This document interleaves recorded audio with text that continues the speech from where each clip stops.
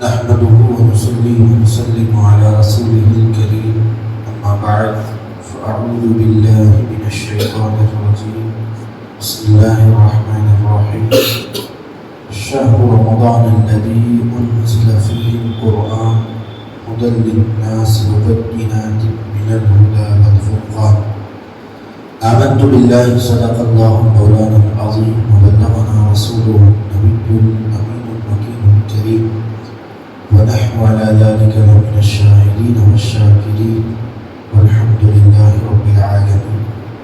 آئیے ہم سے مل کر انتہائی عقیدت و محبت و احترام کے ساتھ جس طریقے سے میں آپ کو درود مبارکہ پڑھاؤں میرے ساتھ مل کر پڑھیں۔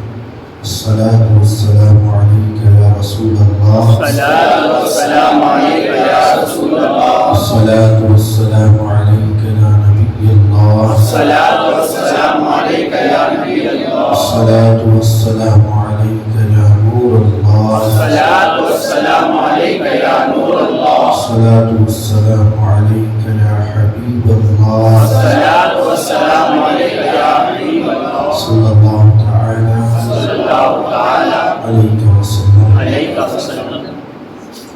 محترم حضرات، خاص طور پر اس مہینے میں جو ماہ شعبان المعظم کا مہینہ بہت جلد ہی ہم سے رخصت ہونے والا ہے، چند ہی دن بچے ہیں، اور اس مہینے میں خاص طور پر درود شریف پڑھنے کا عمل زیادہ ہونا چاہیے۔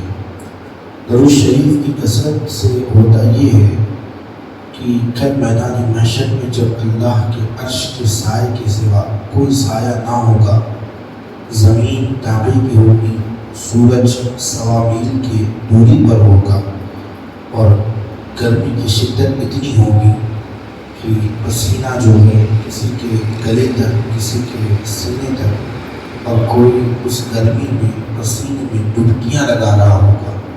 یہ ساری باتیں ایسی ہیں جو صرف کہنے کی نہیں ہے، اس کا وقوع ہوگا۔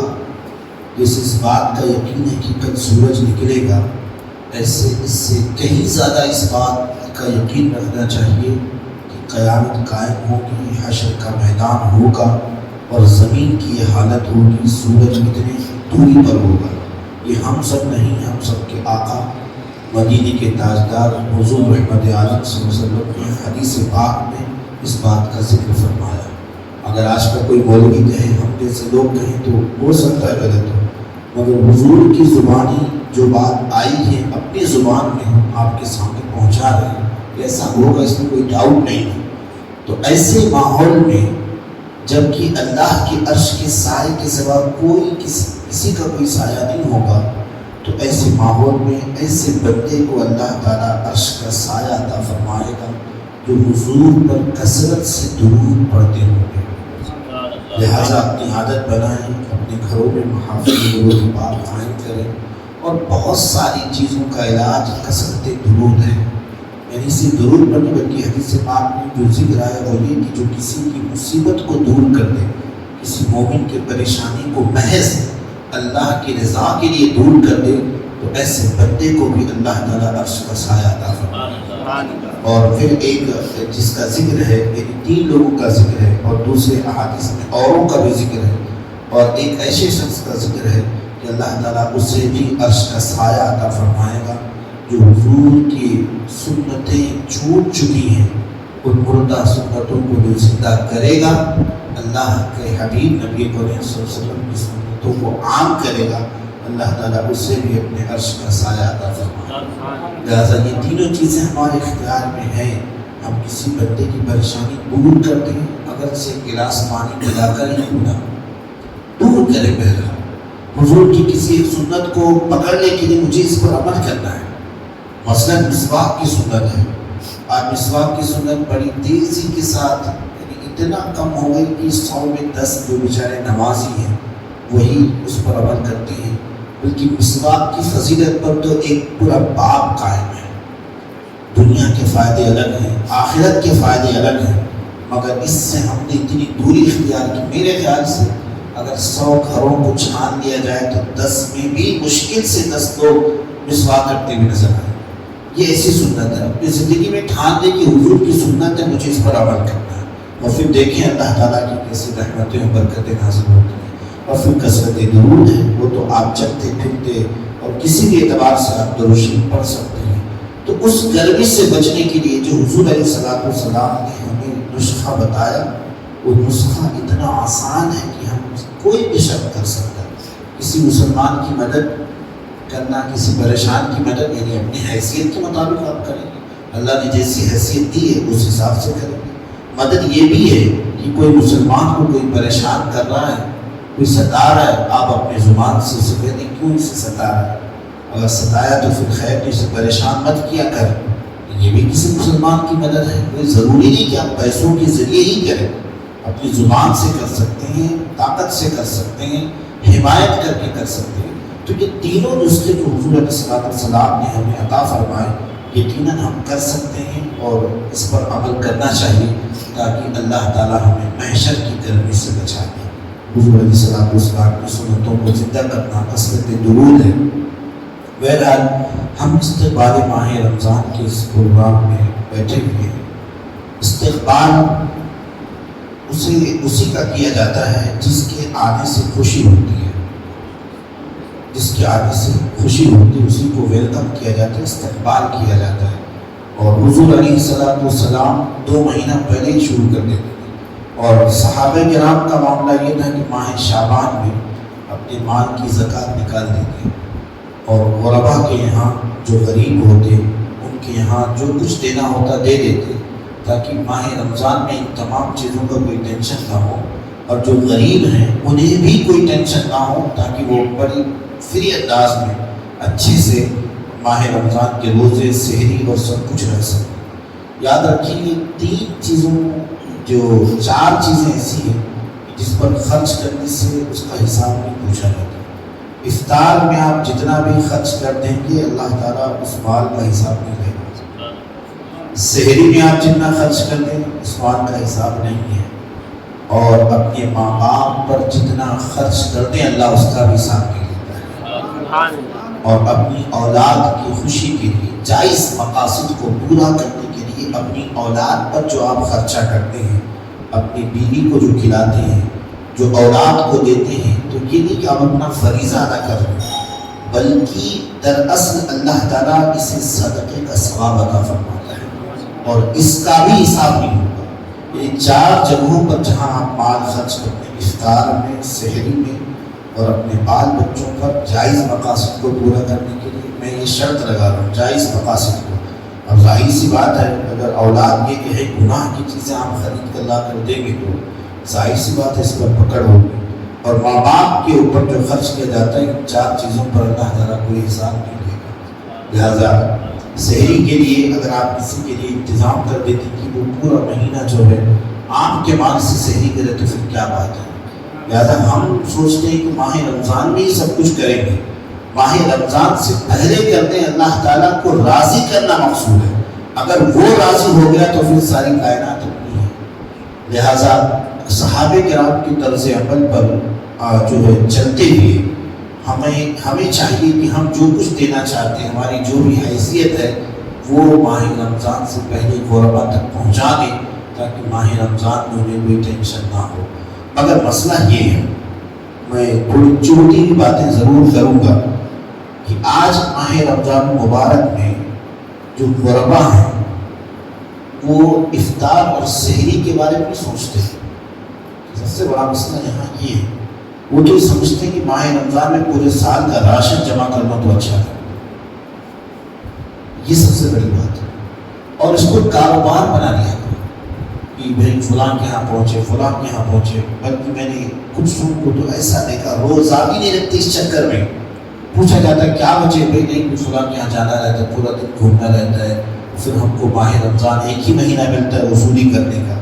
وہ روزہ بھی نہیں رکھتے. یہ حالت ہے غربا کی. یقیناً غریبی اگر ایسی ہے جو خدا کی طرف لے جائے تو غریبی محمود ہے، اس کی تعریف کی جائے گی. مگر غربت ایسی ہے اس غریبی سے آپ نے خدا کا در بلا لیا، ماہ رمضان کا احترام بلا لیا، تو پھر وہ غریبی بھی جہنم میں لے جائے. اللہ تعالیٰ نے جو کچھ دنیا میں تکلیفیں تھیں اس پر صبر کر کے اور ماہ رمضان کا احترام کرنا چاہیے. ماہ رمضان کے احترام سے ایک یہودی کو ایمان کی دولت مل جاتی ہے، اور اگر ماہ رمضان کا احترام اگر بندہ نہ کرے ایمان والا ہوتا ہوئے تو ایسی صورت میں پھر اسے سوچنا چاہیے کہ پھر میرے ایمان کا عالم کیا ہوگا، کہ ایسا نہ ہو آخری وقت میں ماہ رمضان کا احترام نہ کرنے کی وجہ سے ایمان سے ہاتھ دھو بیٹھے۔ لہٰذا ماہ رمضان المبارک میں جو غرباء ہیں ان سے بھی گزارش ہے کہ اسے بزنس کا مہینہ نہ بنائیں، بلکہ اللہ نے جو کچھ رزق حلال آپ کو پہنچا دیا، کوئی دے رہا ہے الحمدللہ، لیکن آپ تک جو رزق حلال اور آپ کے ضرورت کے مطابق جو چیزیں پہنچی ہیں اس پر صبر کر کے زیادہ سے زیادہ عبادت کرنے کی کوشش کریں۔ اور اس کے بعد دوسری چیز جہاں ہم غلطی کرتے ہیں وہ یہ کرتے ہیں کہ ماہ رمضان میں ہمارا موڈ بنتا صرف اچھا کھانا، صرف اچھا کھانا۔ کبھی آپ صحابہ کرام کی سیرت کو بھی اٹھا کر دیکھیں، صحابہ کرام کی سیرت کو آپ پڑھ میں کھانے سے منع نہیں کر رہا، مگر پوری توجہ اگر آپ کھانے پر لگا دیں گے تو عبادت کیا کریں گے؟ افطاری وغیرہ میں صحابہ کرام کی سیرت تجربہ کو دیکھیں، کھجور کھایا، پانی پی لیا، بس۔ اب اگر افطاری آپ اتنا زیادہ کر لیتے ہیں تو پھر مغرب کی نماز سے سستی شروع ہوئی اور اس کے بعد عشاء تک آتے آپ کی حالت ایسی ہو جائے گی چلو یار آج تراویح نہیں پڑھنا، زیادہ ہو گیا۔ جبکہ تراویح میں نے پچھلے جمعہ ہی کہا، کون کہتا ہے یار پریشان ہوں، بیماریوں سے شفا نہیں ملتی، میں پورے دعوے کے ساتھ کہتا ہوں جس کو یہ شکایت ہو نا کہ میرے اوپر کچھ کر دیا گیا، جادو ہے، یہ ہے، فلاں ہے، وہ 1 رمضان سے لے کر 30 رمضان تک تراویح پڑھ لے، پورا قرآن سن لے، میں پورے دعوے کے ساتھ کہتا ہوں سارے جنات بھاگ جائیں گے۔ قرآن پاک کی ایسی برکت ہے، جہاں قرآن کی تلاوت ہوتی ہے وہاں شیطان بھاگ جاتے ہیں، ہمارے جسم سے ساری بیماریاں ختم ہو جائیں گی۔ آپ تراویح پڑھ کر تو دیکھیں، قرآن مجید ہے، پورا کے پورا قرآن آپ سن کے دیکھیں، پھر اللہ تعالیٰ کیسے بیماریوں کا خاتمہ فرما دیتا ہے۔ آج ہمارے یہاں تراویح میں جو ہے 5 وقتہ نمازی کی تعداد زیادہ ہوتی ہے، باقی نوجوانوں کی حالت تو یہ کہ وہ افطاری کر کے مست ہے۔ یاد رکھیں اللہ تعالیٰ نے جو فرائض ہمیں دیے ہیں، اب ایک روزہ رکھنا ایک فیشن بن گیا، یہ بھی ہے، اس طرف بھی توجہ میں دلا دوں۔ بہت سارے نوجوان آپ کو ملیں گے روزے سے رہیں گے مگر ظہر کی نماز غائب ہے، عصر کی نماز غائب ہے، وہ مغرب میں نظر آئیں گے، مغرب میں بھی وضو وغیرہ کر کے اور جو ہے دعا میں محبوب ہے دعا کیجیے، مگر اصل ظہر کیا فرض نہیں تھی؟ فرمایا گیا اللہ تعالیٰ نے جو فرائض آپ پر دیے ہیں، روزہ، نماز، حج اور زکوٰۃ اور کلمہ، یہ 5 ہے نا ارکان اسلام، توحید و رسالت، اللہ اس کے رسول کو مان لیے۔ اس کے بعد 2 ہی ایسی چیزیں ہیں جو سب کر سکتے ہیں، کلمہ تو سب پڑھے جبھی مسلمان بنیں گے، اس کے بعد 4 چیزیں بچتی ہیں، بڑی پوائنٹ کی بات میں بتا رہا ہوں آپ کو، 4 چیزیں بچتی ہیں، روزہ، نماز، حج اور زکوٰۃ۔ روزہ اور نماز یہ سب کر سکتے ہیں، غریب بھی کر سکتا ہے، امیر بھی کر سکتا ہے، اس میں کوئی وہی نہیں، غریب ہے تو بھی روزہ رکھنا، امیر ہے تو بھی روزہ رکھنا، غریب ہے تو بھی نماز پڑھنا، امیر ہے تو بھی نماز پڑھنا۔ لیکن زکوٰۃ غریب کہاں سے دے گا؟ زکوٰۃ تو غریب دے نہیں سکتا، جو مالی کے نصاب وہی زکوٰۃ دے گا۔ ایسے حج جو ہے ہر کوئی نہیں کر سکتا، جس کے پاس دولت ہے اور پھر راستہ ہموار ہے اور جانے کے سارے اسباب مہیا ہیں، اس کے اوپر حج کرنا فرض ہے۔ تو 2 فرائض تو ہمارے ایسے ہی نکل جاتے ہیں کہ اگر آپ غربت کے شکار ہیں، آپ کے پاس اسباب نہیں ہے تو یہ 2 فرائض پر آپ کو عمل ہی نہیں کرنا ہے۔ اور کلمہ طیبہ تو زبان سے آپ نے کہہ دیا، زبان سے اقرار کر دیا، دل سے تصدیق کر دیا، آپ مسلمان بن گئے۔ اب 2 چیزیں اگر ہم نہیں کر سکتے ہیں تو پھر کیا فائدہ؟ ہم کس چیز کے مسلمان ہیں؟ اور پھر وہ بھی ماہ رمضان المبارک پورے سال میں 1 مہینہ آتا ہے، اور اس کے روزے بھی خاص طور پر جو ہم نے یہاں دیکھے، خواتین اس میں بہت پیچھے ہیں روزہ رکھنے میں، ماہ رمضان کا۔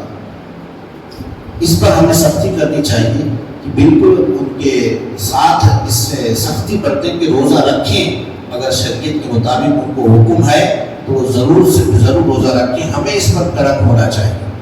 اور دوسری چیز جو ہمارے یہاں زیادہ رائج ہے وہ 10 دن کے بعد 20 دن کے بعد جو آخری عشرہ ہوتا ہے، آخری عشرہ پتہ ہے اتقوا من النار، جہنم سے آزادی کا اشرہ ہے. دیکھیے جو 3 اشرے ہیں وہ الگ الگ آفر ہیں. رحمت خدا جمع کر لو پہلے اشرے، اور دوسرے اشرے میں اللہ کی مغفرت جمع کر لو، اور تیسرے اشرے میں کامیاب ہو جاؤ، نجات مل جائے، یعنی جہنم سے آزادی تمہیں لکھ دی جائے. تو جب رزق کا اشرہ آتا ہے نا تو اس وقت ہم خرید و فروخت میں بزی ہوتے ہیں. جو بیچارے 20 دن مکمل تراویح پڑے ہوتے ہیں نا، وہ 21 کے بعد جو ہے ان کا ناکہ ہونے لگتا ہے. کہاں میں نے شاپنگ کو چلا گیا تھا کیونکہ یار دھوپ بڑی زیادہ ہے، اس لیے دن میں شاپنگ ہو نہیں پاتی، اس لیے ہم مغرب کی افطاری کر کے شاپنگ کے لیے نکل جاتے ہیں. اللہ خیر کرے کہ یہ مہینہ شاپنگ کے لیے نہیں ہے، یہ مہینہ اپنے آپ کو جہنم سے آزاد کرانے کے لیے ہے. اور یہ 10 دن آپ کے لیے بہت قیمتی ہیں. اس میں تو اور پابندی کے ساتھ، بڑی کثرت کے ساتھ تلاوت قرآن کریں، اور بڑی کثرت کے ساتھ اللہ کی عبادت کریں، استغفار کریں کہ یہ وہ اشرا ہے کہ اس میں اگر ہماری کوئی ایک ادا اللہ کو پسند آ گئی، قسم خدا کی جہنم سے آزادی لکھ دے گا. اتقوا من النار. آپ کو پتا کئی ہزار افراد کو اللہ تعالیٰ ہر افطار کے وقت اللہ تعالیٰ جہنم سے آزاد فرما دیتا ہے. تقریباً 60,000 اللہ تعالیٰ جہنم سے آزادی لکھ دیتا ہے. تو استقبال ہم ماہ رمضان کا ضرور کریں، مگر اس کی اہمیت کو سمجھیں کہ اس کا ایک ایک لمحہ، ماہ رمضان کا ایک ایک منٹ ہمارے لیے کتنا قیمتی ہے، جو عشروں میں بٹا ہوا ہے. 10 جو ہے دن رحمت کے جو ایام ہوتے ہیں ان میں اللہ کی رحمت کو تلاش کریں، اور بغیر اللہ کی رحمت کے بندہ ایک سانس نہیں لے سکتا. آپ رحمت کا سوال زیادہ کریں، اس کے بعد دوسرے اشرے میں مغفرت کا سوال، اور تیسرے اشرے میں جو ہے اللہ تعالیٰ سے جہنم سے آزادی کا سوال کریں. تو جو دوسری چیزوں میں ہم بزی ہو جاتے ہیں کھانے پینے میں، اس سے کنارہ کش ہو اور زیادہ تر اپنی توجہ اللہ کی طرف مبذول کریں. اور ماہ رمضان المبارک میں جو انسان کا یقین اللہ کی ذات کے ساتھ ہوتا ہے نا، وہ بہت پاورفل ہوتا ہے، اور یہی خشوع و خضوع ہے. یعنی روزہ اس لیے تو اس میں دکھاوا نہیں ہے نا، روزے میں ریا کوئی کر ہی نہیں سکتا. یعنی اگر کوئی روزہ ہے اور چن کر کھانا پینا چاہے کھا لے گا، لیکن نہیں کھاتی ہے، زبان بالکل سکڑی ہے پیاس سے، ٹھنڈا مشروب موجود ہے، فریج سامنے موجود ہے، کوئی دیکھنے والا بھی نہیں ہے، مگر ایک چھوٹا سا بچہ بھی نہیں کھاتا ہے. اسے زبردستی کہا جائے نہیں کھاتا. کیوں؟ اس کے دل میں تصور ہے کہ خدا دیکھ رہا ہے. ماہ رمضان المبارک میں سب سے زیادہ انسان کے اندر جو سب سے بڑی چیز پائی جاتی ہے، خدا دیکھ رہا ہے، یہ لفظ. اور یہ ماہ رمضان مبارک میں اگر یہ چیز ہمارے سینے میں بیٹھ گئی، ہمارے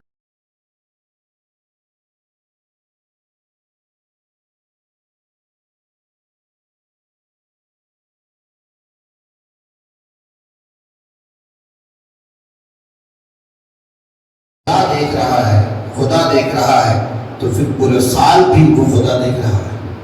پھر ہم گناہوں کے قریب نہ جائیں. اب ظاہر سی بات ہے نماز کے وقت میں ہم اپنی مصروفیات میں بزی ہیں، تو ہمیں تصور آئے گا نا کہ کل اللہ سے اللہ نے ہم سوال کر لیا کہ نماز ضروری تھی یا تمہارا یہ کام ضروری تھا، تو کیا جواب دیں گے؟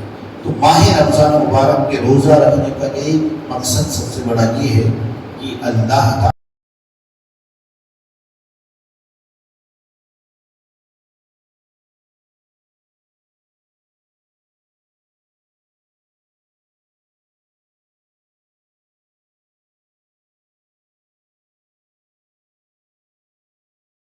پہلوں پر فرض کیے گئے تھے تاکہ تم تقوی والے بن جاؤ، اللہ سے ڈرنے والے بن جاؤ. اور خشیت الہی جب کسی بندے کے دل میں آ جائے تو پھر وہ بندہ خدا سے ڈرتا ہے اور ساری خدائی اس سے ڈرا کرتی ہے.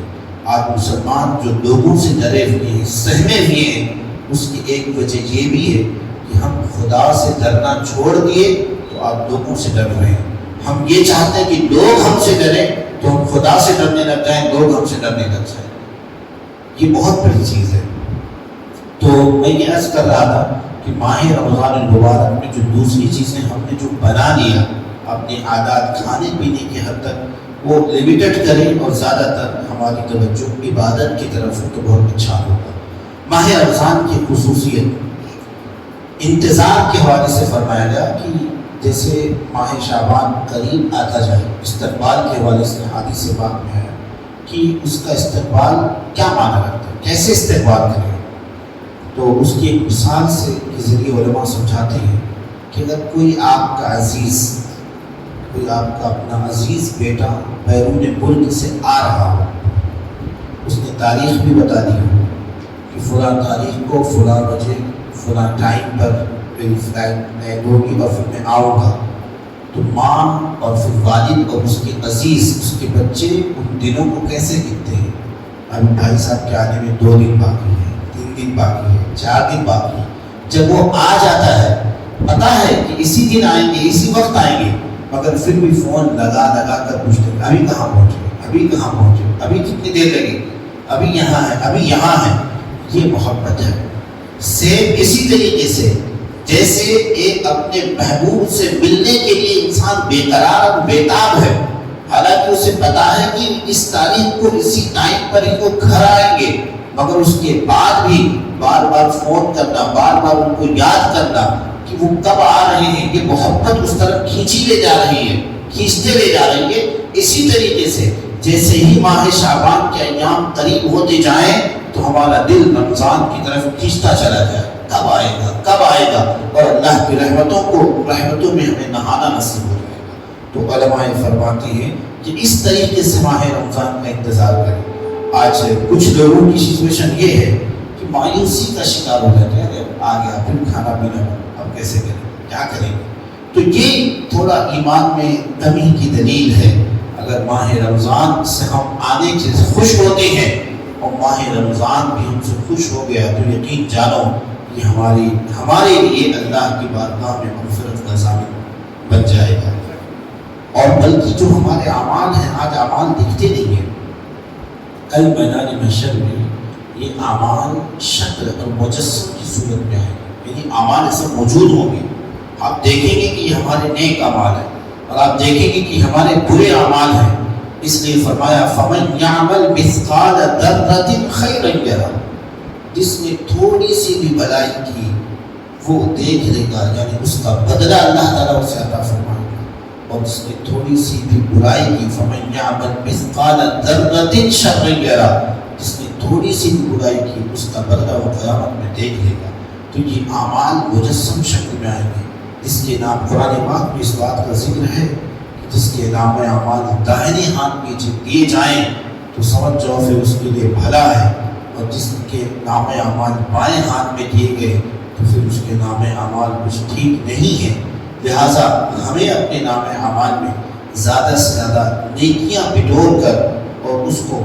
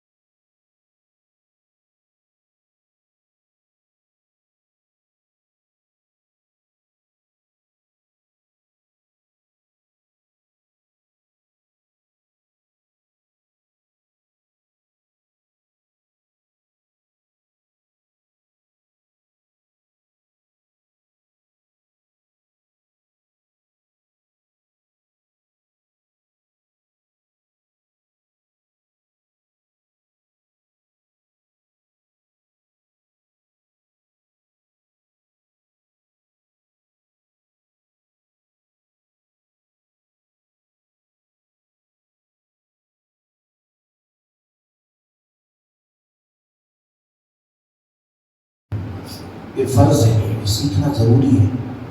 اس کے بعد فرمایا گا وملائکتہ وکتبہ، اور اس کی کتابوں پر ایمان لانا ہے۔ کتابوں سے کیا مراد ہے؟ اب ہمارے سامنے اللہ کی کتاب قرآن ہے، قرآن سنگل ہے، مگر ہم بات کر رہے ہیں اللہ کی کتابوں پر ایمان لانے کی۔ تو قرآن کے علاوہ اور کون سی کتابیں ہیں؟ ہمارے سامنے تو قرآن ہے۔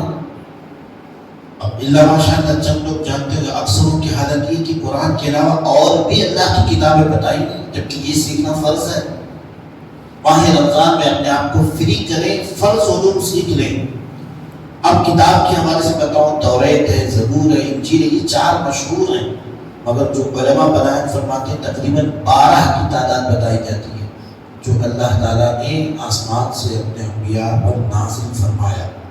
اب کوئی کہ میں انجیل پر ایمان نہیں لاتا ہوں، مسلمان ہی نہیں رہے۔ صرف قرآن پر ایمان لانا نہیں ہے، انجیل پر بھی ہمارا ایمان، مگر کون سی انجیل پر؟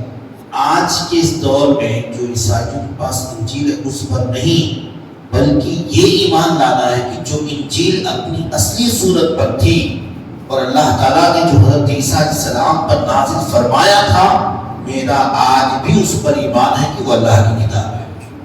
اس طریقے سے لانا ضروری۔ کتبی، اب کتابوں کے حوالے سے بڑی تفصیل ہے، اس پر ایمان ہو۔ اور اسی طریقے سے وہ رسولی، مثلا حضور پر ہمارا ایمان ہے، مگر کوئی بندہ کہہ دے میں آدم کو بھی مانتا ہوں، حضرت نوح کو بھی مانتا ہوں، مگر حضرت داؤد کے حوالے سے میں نہیں مانتا کہ وہ نبی، اب کیا وہ مسلمان رہ جائے گا؟ جتنی نمازیں پڑھ لیں، روزے رکھ لیں، سب کچھ کر لیں، وہ مسلمان نہیں رہ جائے گا، بلکہ حضور کی نبوت کا اقرار کرنے کے ساتھ ساتھ 1,24,000 انبیاء کرام کا مبیش جو آئے ہیں آدم سے لے کر عیسیٰ علیہ السلام تک، سب کی نبوت کا اقرار کرنا ایمان کا ایک حصہ ہے۔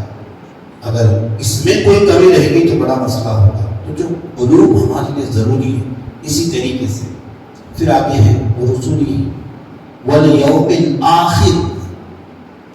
والیوم الآخر کا ایک ایسا عقیدہ ہے کہ اگر انسان اس کو مان لے یقینی طور پر، اور جب تک آخرت کا تصور انسان کے پاس نہیں آئے گا اس وقت تک کوئی بندہ کسی انسان کو گناہ ضرور نہیں سکتا۔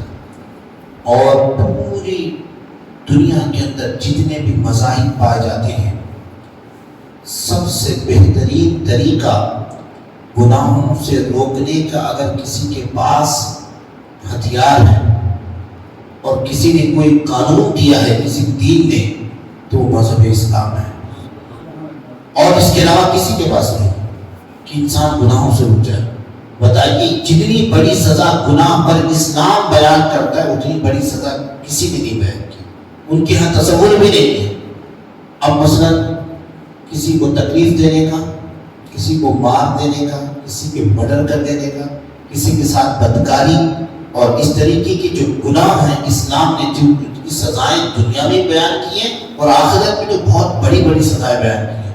تو اس لیے مسلمان جتنا جو ہے لوگوں کو ستانے سے بچ سکتا ہے، کوئی اور مذہب کا انسان نہیں بچ سکتا، کیونکہ اسلام دنیا میں بھی اس کی سزا بتاتا ہے اور آخرت میں بھی اس کی سزا بتاتا ہے۔ اور جب تک کہ آخرت کا تصور ہمارے ذہن میں نہیں آئے گا اس وقت تک ہم اپنے آپ کو گناہ سے نہیں روک سکتے، کیونکہ یہ یقین لانا کہ ایک نہ ایک دن ہمیں کھڑا ہونا۔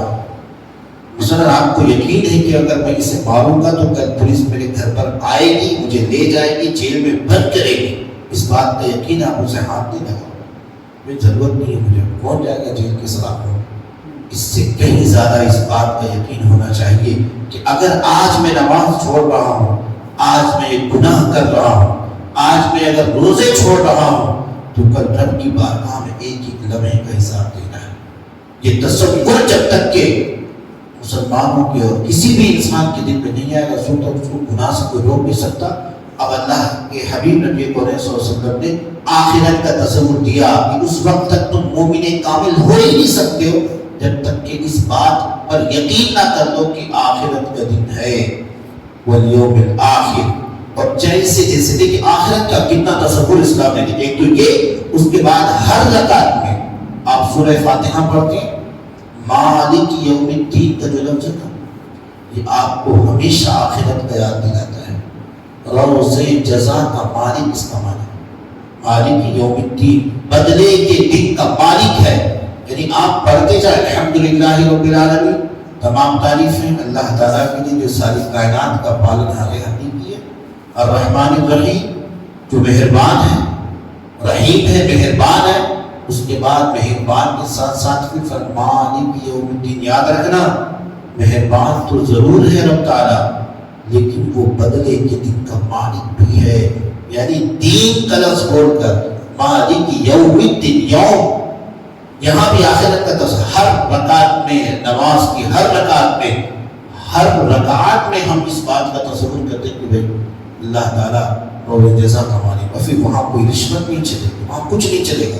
تو میرے کہنے کا مطلب یہ ہے کہ ماہ رمضان المبارک میں آپ اور جو بھی ہے، اگر یہ علم آپ نہیں جانتے آخرت کا تصور کیسے پیدا ہوگا، آپ لاکھ علم حاصل کر لیں، لاکھ تقریریں کر لیں، اگر یہ چیز آپ کے ذہن میں نہیں ہے تو سب کچھ بیکار ہے۔ جب تک آخرت کا تصور نہ آئے، پھر والقدر خیرہ و شرہ، تقدیر پر ایمان لانا، اور پھر فرمایا والبعث بعد الموت، یعنی انہی جملوں میں سارا اسلام بھر دیا۔ مرنے کے بعد دوبارہ آپ کو زندہ ہونا ہے، یہ تصور بھی بہت ضروری ہے۔ ایک انسان جب ایک دم یقین کر لے وہ کہ نہیں یار مجھے مرنے کے بعد زندہ ہونا ہے، رب کی بارگاہ میں پیشی ہونی ہے، قرآن مجید کی آیت پڑھتے ہیں وَلِمَنْ خَافَ مَقَامَ رَبِّهِ جَنَّتَانِ، کہ جو دنیا کے اندر اللہ کی بارگاہ میں ڈرنے سے، کھڑے ہونے سے ڈرتا ہو، وَلِمَنْ خَافَ، اور وہ جو ڈرا، وَلِمَنْ خَافَ مَقَامَ رَبِّهِ، اپنے رب کے سامنے سے کھڑے ہونے سے ڈرتا ہے، اس ڈر کی وجہ سے اللہ اسے معاف بھی کرتا، اسے ایک نہیں ڈبل جنت عطا کر دے گا کہ بندہ مجھ سے ڈر رہا تھا۔ تو آخرت کا تصور جیسے جیسے پیدا ہوگا یقیناً رب کا خوف دل میں آئے گا، اور اتنی بڑی بڑی سزا۔ اور اولیاء کرام جو اسلاف تھے، بلکہ ایک صحابی نبی کریم صلی اللہ علیہ وسلم کی بارگاہ میں آئے، کچھ گناہ ہو گیا تھا، تو حضور صلی اللہ علیہ وسلم کی بارگاہ میں عرض کرتے ہیں حضور مجھ سے یہ گناہ ہو گیا، جی ٹھیک ہے توبہ کر لو، اس کی سزا ہے، توبہ کر لو، اللہ معاف کر دے گا، اللہ معاف کر دے گا۔ پھر کہتے ہیں یار اس کا توبہ تو کر لیا لیکن ابھی دل پریشان ہے، آپ یہ بتائیے جو میں نے گناہ کیا ہے کیا اللہ نے وہ دیکھ لیا ہے؟ اللہ نے وہ دیکھا ہے؟ تو اللہ کے حبیب صلی اللہ علیہ وسلم نے فرمایا بالکل اللہ ہر چیز دیکھتا ہے، تمہارے گناہ کو بھی دیکھ لیا۔ اس حیبت سے ان کی جان نکل جاتی، کہتے اب ہائے جب سب کچھ ختم ہو گیا، میرے رب نے میرے گناہ کو دیکھ لیا تو اب جی کے کیا فائدہ۔ یہ حیا کا تصور رب کی بارگاہ میں، یعنی سزائیں تو اپنی دور کی ہیں، یہ سزا چھوڑ دیں، جس رب نے پیدا کیا اور جس رب کو ہم اپنا معبود مانتے ہیں، جب ہمارا تصور یہ ہے کہ وہ ہر لمحہ ہمیں دیکھ رہا ہے، اور روزے سے یہی تصور پیدا ہوتا ہے۔ روزہ رکھیں گے تو آپ کے دل میں یہی ایک چیز آئے گی، اللہ دیکھ رہا ہے، اور جب اللہ دیکھ رہا ہے اور پھر بندہ گناہ کرے، مثلا ایک بندہ کوئی دیکھ رہا ہے اس کے سامنے ہم گناہ نہیں کر سکتے، ایک انسان جو آپ کو کچھ کر بھی نہیں سکتا، ارے چھوٹا سا ایک بچہ ہو، اگر کسی انسان کو دیکھ لیں شراب پیتے ہوئے تو وہ شراب پیچھے کر لیتے ہیں، بلکہ ہم جب کبھی چلتے ہیں کچھ لوگ جو ہمارے پیچھے نماز پڑھتے ہیں وہ سگریٹ پیتے ہوتے ہیں تو پیچھے کر لیتے ہیں، معاف سمجھ رہے ہیں۔ بہت سارے لوگ ہیں حالانکہ کوئی گناہ نہیں ہے، تو ہم ایک ناپسندیدہ چیز بھی کسی چھوٹے بچے کے سامنے نہیں کرتے، بلکہ آج کے ڈیٹ میں تو باقاعدہ کیمرے کے اندر دکھا ہوتا نا کہ آپ کیمرے کے اندر میں ہیں، گناہ کرتا ہے تو قید ہو جائے گا، اللہ ہمیشہ دیکھ رہا ہوتا ہے۔ ہم رمضان میں یہی تصور پیدا کریں، اگر روزہ رکھ کر یہ تصور پیدا ہو گیا اور گناہوں سے باز آ گئے، سمجھ جو روزہ رکھنا کامیاب ہو گیا۔ اور اسی لیے روزہ لعلکم تتقون، تاکہ اللہ تعالیٰ کا تقوی، اللہ کا ڈر تمہارے سینے میں پیدا ہو جائے۔ اور اگر رمضان کے بعد بھی وہی حال ہے کہ اللہ کا کوئی ڈر نہیں، یہ تصور نہیں کہ اللہ دیکھ رہا ہے، پھر اسی گناہ پہ گناہ اور نماز چھوڑتے جا رہے ہیں، تو پھر آپ سمجھیں کہ روزہ رکھ کر ثواب تو ضرور ملا، مگر جس مقصد کے لیے اللہ نے ہم پر روزہ فرض کیا تھا وہ مقصد نہیں پا سکے. لہٰذا ماہ رمضان کا استقبال کریں اور خوشی خوشی اس کا ویلکم کریں، انتظار کریں کب آئے گا اور اللہ کی رحمتیں کب ہمیں ملیں گی اور ہمارے گناہ جو ہے اللہ کی رحمتوں سے دھل دیے جائیں گے. بہت سارے مصروفیات سے ہٹ کر اگر علم نہیں ہے، عقائد کا علم حاصل کرنا، قرآن پڑھنا نہیں چاہتے، کسی حافظ قرآن سے بات چیت کر کے، دوستی کر کے پورا رمضان آپ کچھ تو سیکھنے کی کوشش کریں. یقیناً جو قرآن سیکھتا ہے اور سکھاتا ہے، پھر حضور کیا فرماتے ہیں، خیرکم من تعلم القرآن وعلمہ. اس پوری فرش گیتی پر، پورے ہوئے زمین پر اگر بہترین انسان اگر دیکھنا تو اسے دیکھ لو جو قرآن سیکھتا ہے اور سکھاتا ہے. اسی عمل میں لگ جائیں انشاءاللہ. اگر ایک مقصد رکھیں، اس رمضان میں قرآن پڑھنے سیکھنا ہے بس. اگر پڑھ چکے ہیں اس رمضان میں جو ہے مجھے 10 بارے یا ایک پورا قرآن ختم کرنا ہے، اس کے بعد ایک مقصد رکھیں، ہمیں عقائد کا علم حاصل کرنا. عقائد کا علم ایک رکھیں، رسولوں کے بارے میں جانکاری حاصل کرنی ہے، کتابوں کے بارے میں جانکاری حاصل کرنی ہے. اگر آپ کوشش کریں کہ اللہ تعالیٰ اس کے اسباب مہیا فرما دے گا اور آپ ضرور بہت کچھ حاصل کریں. میں یہ کہتا ہوں علامہ بن جائیں. کسی ایک کو مقصد رکھیں، کسی ایک کو پانے کی کوشش کریں. مثلاً آپ نماز نہیں پڑھنا چاہتے، نماز کے سارے مسائل کو سیکھنے کی کوشش کریں.